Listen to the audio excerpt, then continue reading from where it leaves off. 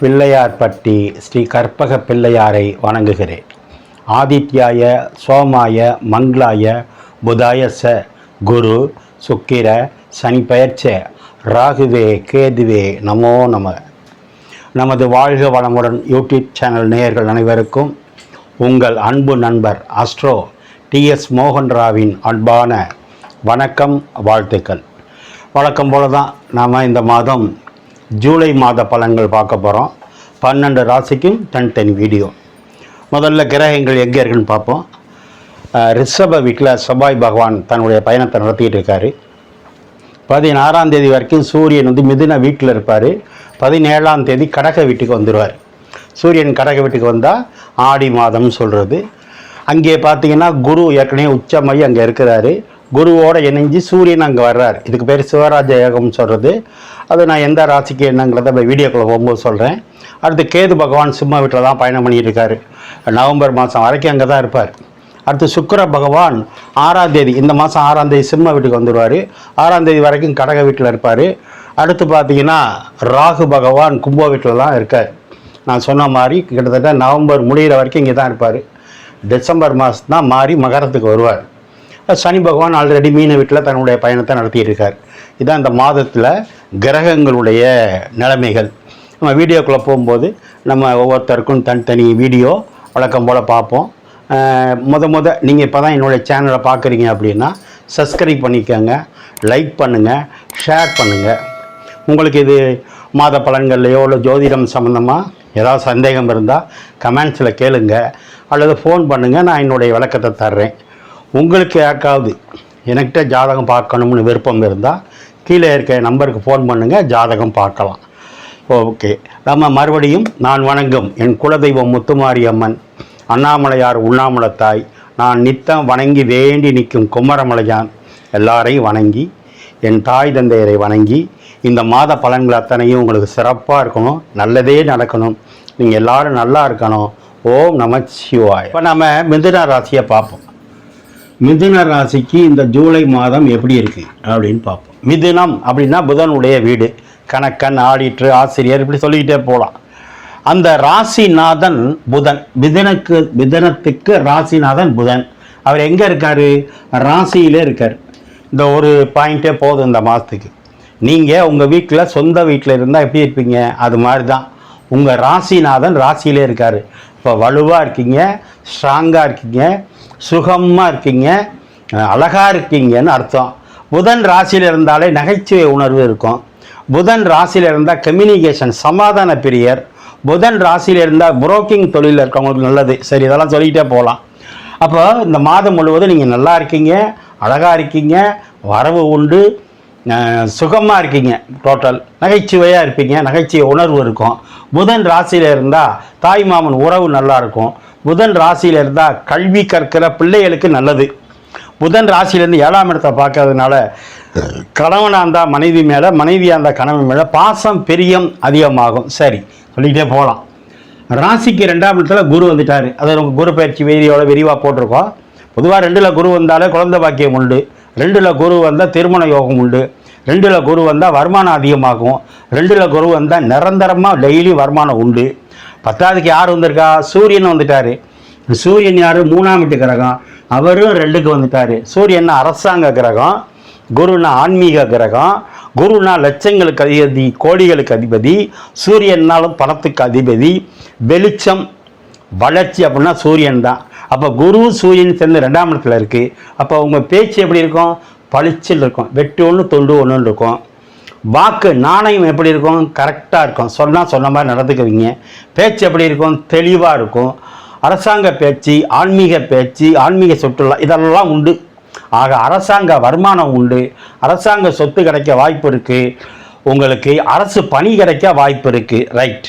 வாக்கில் சூரியன் குரு ஒன்று சேரும்போது உங்களுடைய பேச்சு அத்தனையும் கேட்க கேட்க இனிமையாக இருக்கும்.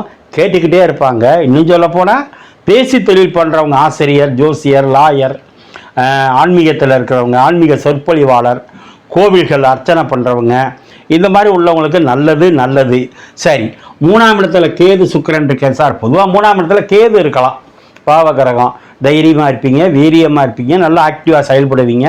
தங்கையினுடைய ஆதரவு உண்டு. இளைய சகோதரத்தினால விரயங்கள் இருந்தாலும் மன வருத்தம் இருந்தாலும் சரியாக போகும். ஆனால் சுக்கிரன் 3ல் இருக்கக்கூடாது. ஆனால் இதுக்கு வீடு கொடுத்த சூரியன் குருவோடு சேர்றதுனால பெரிய பாதிப்பு இருக்காது.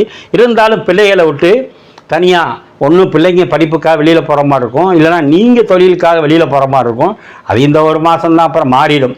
ஆனால் கேதுவோட சுக்கிரன் சேரும்போது ஞானம் நல்லா இருக்கும். கலைத்துறையில் இருக்கவங்களுக்கு நல்ல ஞானம் பிறக்கும். சுக்கிரன்னா கலை, சின்ன திரை பெரிய திரை. அதில் 3ஆம் இடம்னா டைரக்ஷன், தொடர்புகள் ஸ்தானம். அதில் போய் சுக்கிரன் கேது ஒன்று சேரும்போது திரைப்படத்துறையில் நல்ல ஞானம் கிடைக்கும், அறிவு கிடைக்கும். அடுத்து சுக்கிரன்னா இன்பம், கேதுன்னா ஞானம், அதில் ஒரு அனுபவம் கிடைக்கும். ஆக சொல்லிகிட்டே போகலாம். அல்லது பிள்ளைகளோ நீங்களோ படிப்புக்காகவோ தொழிலுக்காகவோ மாறி போகிறதுக்கு வாய்ப்பு இருக்குது. உங்களுக்கு 6ஆம் வீட்டு கிரகம் செவ்வாய் 12ல் போய் மறையுது. மறையலாமா? மறையலாம். கடன் இல்லை, வியாதி இல்லை, நோய் இல்லைன்னு சொல்லணும்.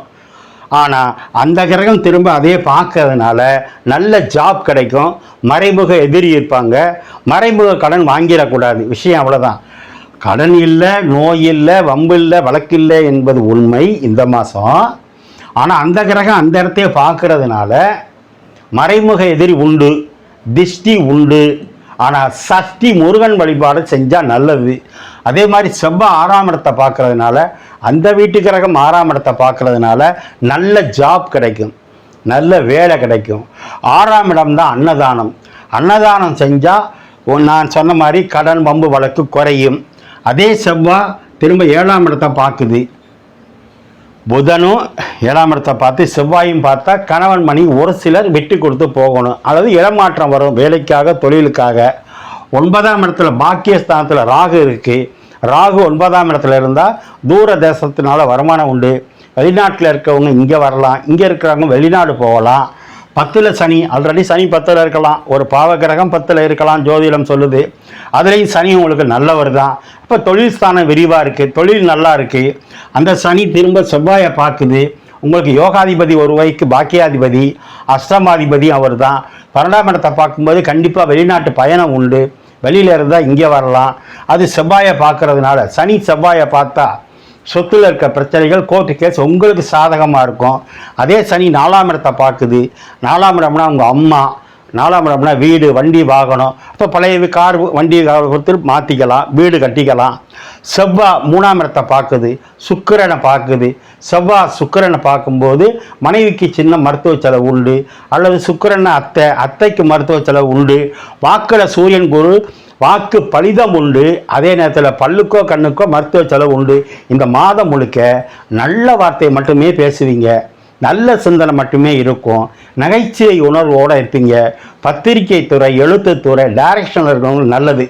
புரோக்கிங் தொழில் பண்ணுறவங்களுக்கு அபரிவிதமான லாபம் கிடைக்கும். ஏன்னா வாக்கில் குரு இருக்குது, சூரியன் இருக்குது. பேச்சு சுத்தமாக இருக்கும், நீங்கள் பேச பேச கேட்டுக்கிட்டே இருப்பாங்க. குருன்னா பணம், சூரியனும் ஒரு வகைக்கு பணத்துக்கு வருவார், அரசாங்கத்துக்கு வருவார், ஆன்மீகத்துக்கு வருவார், மருத்துவத்துக்கு வருவார். ஆக இந்த மாதம் முழுவதும் சுப காரியங்கள் சுபமே நடக்கும். பேச்சில் நிதானம். ராசியில் புதன் இருக்கும்போது நல்லது தான். 7ஆம் இடத்தை பார்க்கறதுனால கணவன் மனைவி ஒற்றுமை நல்லாயிருக்கும். 12ல் இருக்கிற 12க்குடைய சுக்கிரன் 3ஆம் இடத்துல கேதுவோடு சேரும்போது ஆன்மீகம் சம்பந்தமான சிறு தூர பயணம் சென்று வருவீங்க. இந்த மாதம் புதன் ஆட்சியாக இருக்கிறதுனால பெருமாள் கோவில் வழிபாடை பண்ணுங்க. அல்லது வாய்ப்பு இருக்கிறவங்க திருப்பதி போகலாம், அல்லது ஸ்ரீரங்கம் போய் அம்மா மண்டபத்தில் குளிச்சுட்டு பெருமாள் தரிசனத்தை பாருங்கள். இந்த மாதம் மிதுன ராசிக்கு வெற்றி மேல் வெற்றியே. ஓம் நமச்சிவாய.